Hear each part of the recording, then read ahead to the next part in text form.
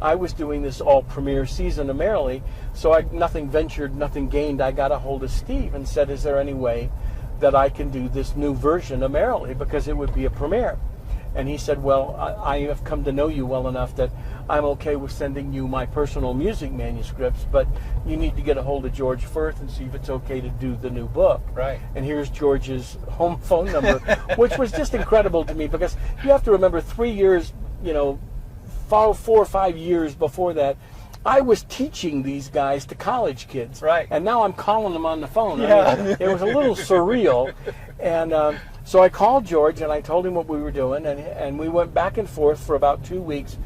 And then finally, I think Steve called me and said, we've decided that you could do the new version of Merrily if you let George and I do it with you, and you make it the next workshop production so it advances the project.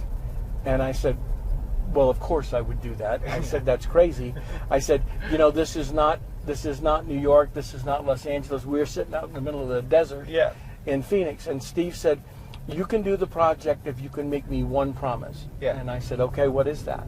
He said, you need to promise that the creative process is the most important thing to you. Oh, and I said, I can make that promise right now. Yeah. I said, it's always been. Yeah. So 6 months before I was supposed to direct Merrily, I get a phone call from George. And he said, aren't you directing Merrily in 6 months? And I said, well, I think so. Why? And he said, well, when can you be in Hollywood? And I said, when do you want me? And he said, how about Monday? And I said, okay. And he gave me directions. Monday at 9 o'clock, I was at George's house.